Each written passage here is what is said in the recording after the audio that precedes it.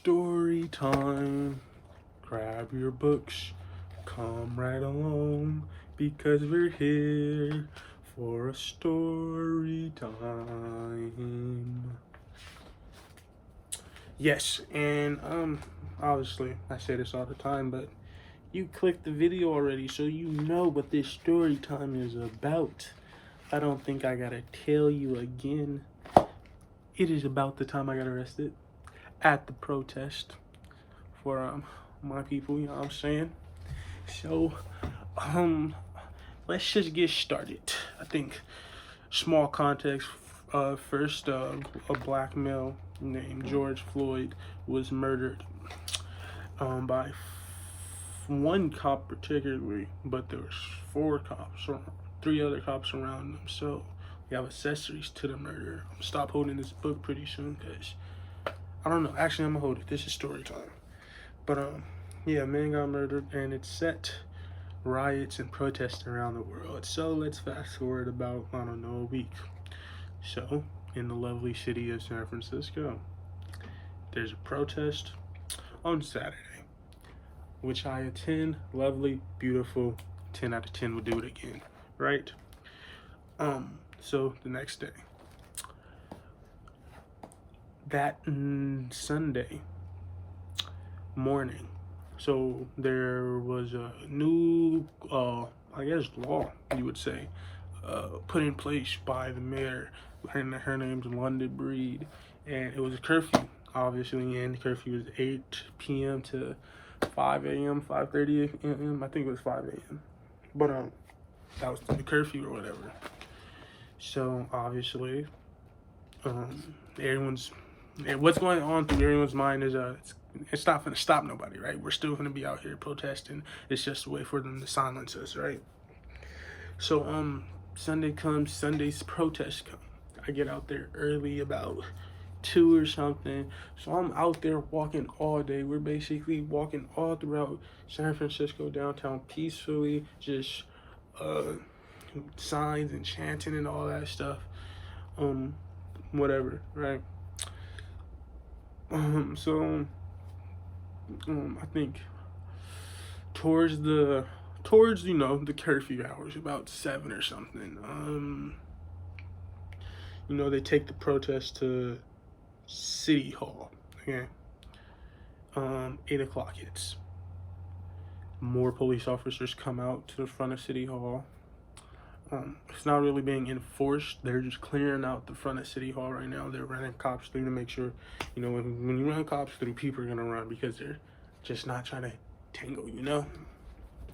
So they clear out the space in front of City Hall, but people aren't having it. So we walk down Market Street, which is the main street in downtown San Francisco, and we walk all down Market Street. And at this time, we also have, I currently have like one of my friends. He's on he's on the police scanner, so he's also listening to like things that they're doing. So as we're walking down Market Street, we get to about 3rd Street, and we started walking from about 11th Street. So we walked a cool minute. Plus the blocks are pretty long, so we've been walking a cool minute. And on the police scanner, police are kind of tripping out a little bit. They're kind of bugging out because we passed 3rd Street. They all thought we were gonna go to mainly in front of this mall down there on Market, but no, we took it to Financial District. So past 3rd Street, they had to rush so many cops down there so they can I guess disperse it or like do whatever they had to do, their cop duty, right? So we get to 2nd Street, still marching strong. We get to 1st Street. As soon as we get to 1st Street, we see cops just bombard like the whole intersection, right? So as a black person, when I see one person running, I run. It's just an instinct. When one's running, we all run, right? So we're running, and I'm not trying to run back up Market because I know when you're walking down Market on both sidewalks, there's the Coast Guard and police officers just lined up there. So I'm really not trying to run straight back up Market, especially when you're black. They can easily grab me and arrest me, but that doesn't really matter because no matter what, I end up getting arrested, right? So instead of going straight back up Market, me and my homeboy turn right, which is it's not like we went right then up a block. It's like one of those streets where it's like a V. So we just took the right path. We went up, ran up about 2 blocks. Then we turned down left for 1 block, and we're not back on Market because obviously on like the V-shaped blocks, the further you go up, there's more space up there, blocks up there or whatever, you know. You know what I'm talking about, right? Okay. So when we're running, we hit that left. We're walking, and we walk down that block. We get to another intersection. Police officers on motorcycles are passing us. They go down 1 more block, right? And we turn right, so we're continuing and go straight back up. Basically, the original way. We're basically going up Market just 1 block to the right of it, you know. And we turn around about 2 blocks behind us. At the intersection is just a line of police officers on motorcycles, right? We're really not tripping off of this. But somebody says run. So we run. So as we're running, it's a big group of us, okay? Like, this is still mainly the majority of the group that was walking down Market, to be honest. Like, I want to say at least 100 and something. And that's a lot, especially for the time it is and like the time it's approaching. So it's about 100 of us. So we're running out the block, right?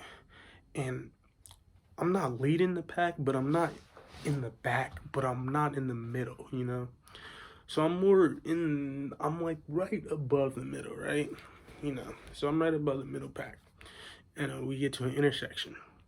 I turn left, down 1 block, police. Turn my head right, empty street. I look forward, another empty street, right? So I'm already running straight. I might as well continue running straight, right? So that's what I did. And when we got about halfway up the block, all we seen from the other side that we was running to, just police just come straight down, lining them with their guns. And it's past 8 at this time, so curfew is into effect. Then we try turning around to book it. They come, the police that I seen down the left block, they come down, block us off, right? And mind you, at this point, there's only 20 of us now. So somehow we lost like 80 people in that intersection. And I don't understand how. Because if people would have turned around, there was motorcycle cops. If they would have went left, there was just squad cars, regular cars. It was just cops. Like, I just don't see a logical reason why you would go that way. And I just didn't see nobody go right. So I don't know, but we lost about 80 people, right? So we're running back and forth in the middle of the street. It's a pretty long block, but we're blocked off on each side. And we're all trying to figure out a way to, like, how are we going to get out of this, blah, blah, blah. There's more of us than them on the top side of the block. So we're thinking about rushing them, right? But then it's like, they got guns, they got rubber bullets. That's instantly, they're going to have reasons to shoot us, right? So they're slowly marching in. When we go to one side, they say back up. Then when we go to that side, the other side says back up. So we're all on one sidewalk against some building. Like 20 of us just circled up. Really not trying to get shot or nothing. Then they tell us to go to the middle of the street. So they all put us in the middle of the street. They, at this moment, we are now detained. They tell us what our hands have.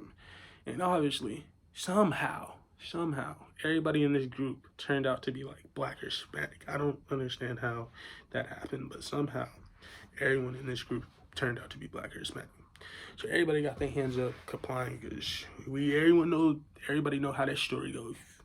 If your hands are invisible, you good as enough dead, basically. So everyone's hands is visible. We're sitting there. It's about, I want to say 8:30ish, about that time, pushing 9. So it's about the 9 o'clock hour, and we're just sitting there. And they end up detaining us for 2 hours. We're just sitting there in the middle of the street, not doing nothing, hands up, basically. We was chatting to each other a little bit, but mainly silence, right? So they bring in squad cars, and they were gonna arrest us and put us in squad cars, right? But then they realized for some reason they didn't want to separate us and put us in individual squad cars. So they brought out the paddy wagon. Basically, what the paddy wagon is, it's a modified school bus for prisoners. You've probably seen it in a whole bunch of movies. But they bring out the paddy wagon. So slowly, they take us, they search us, they zip tie us up, and they throw us on the bus. And we get thrown on the bus. And we all on the bus or whatever. Honestly, it wasn't that bad getting thrown on the bus. It's not like, yeah, we didn't get treated like too much shit. There was a couple of cops that was like, yeah, you pushing it, right? There was like this one cop that looked trigger happy as fuck, bro, because everybody else had their sticks out. It was actually an order from one of the cops. He was like, everyone sticks out, right? One dude just kept his shotgun out, his Nintendo looking shotgun out, bro, and loaded it and cocked it back. And he was just like, what are you doing, bro? Right?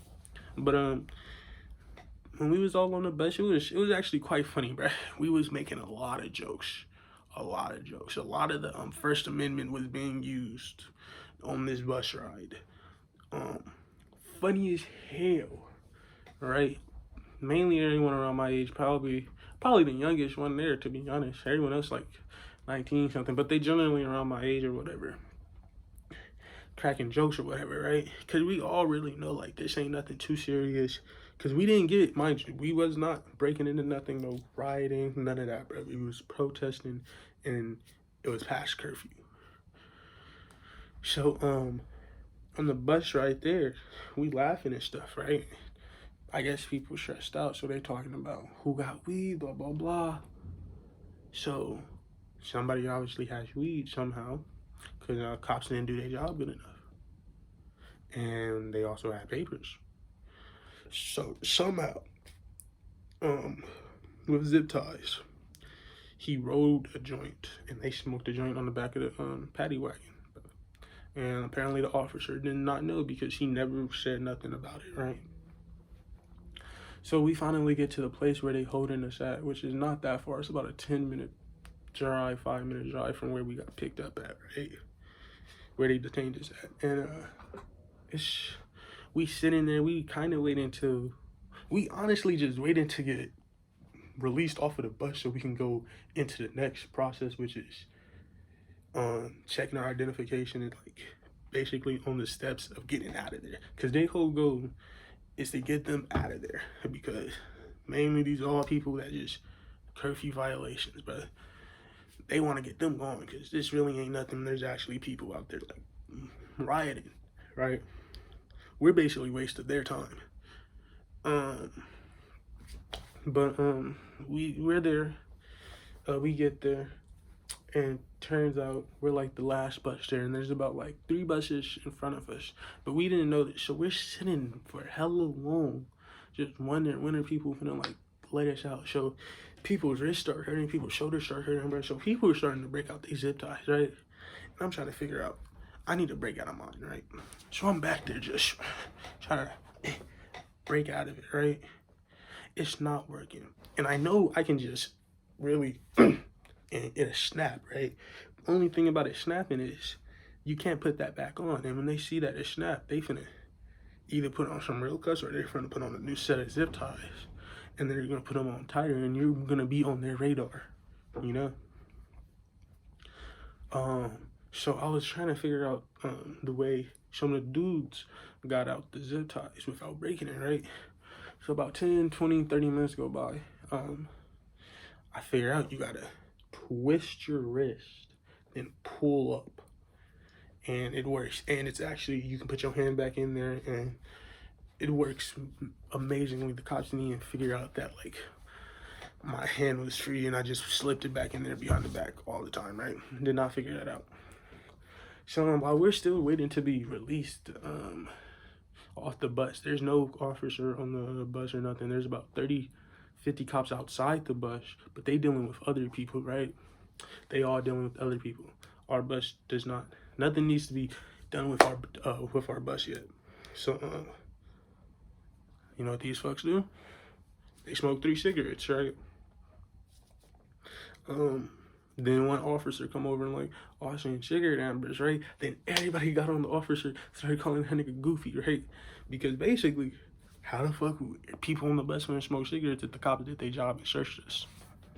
You know what I'm saying, right? So that was that. But we finally get off the bus, right? They do the identity check, right? Nothing. Me being a minor, right? I had to get picked up or whatever. It was at this time, bro. It's like 3 a.m. It's 3 a.m., bro. So it's hours have gone by, bro. They were just bullshitting, just taking their sweet ass time, bro. Hours just kept going by or whatever. Basically, as a minor, when you gotta get released to a parent, you still can't leave by yourself. You gotta have a cop with you, right? So this guy actually with me, cool dude actually, very cool dude. But I had my zip tie, my zip tie still on behind my hands, right? He was like, oh yeah, I'm gonna get you out of those, right? And then I was all like, I looked at him and I was like, it's all good, hold on. And I was like, then he was like, oh, okay. Then he just cut the other one off, right? And then after that, I got released to my father or whatever. Went home, slept, nothing major, blah blah blah blah blah. But that's how I got arrested at SF protest. They was not playing about their curfew shit. Hey man, say man. It is what it is. I'll do it 100 times more again. You know, no justice, no peace. You already know. That was the story time for today. That was a longer story time. I don't know. Tell me if y'all fucking with the longer story times, the shorter story times. Let me know. Right now, I'm noticing y'all fuck with the story times, so I'm kind of spinning more and more out. But I don't want this to just be like, you know, just come here if you want to listen to a story, you know. I'm just not currently having a lot of creative flow, so story times is just the easy go-to, or just sitting here and talking about what's happening in my life is just an easy go-to. Because a lot of other videos I gotta put in time and effort, and I haven't been making space or time to do the effort. But yeah, so lastly, I want to say thank you to everyone that stayed to the end. Hey, if you stayed to the end right now, make sure you comment end, and you will get a shout out next video. Yeah. Once again, like, comment, subscribe, turn on the post notification bell. I love y'all. Hopefully y'all love me. I fuck with y'all. Hopefully y'all fuck with me. But continue to support the channel. Continue to help it grow. Hopefully this is what's next in my life post graduation. Yeah, I gotta tell y'all about that too. But thank you.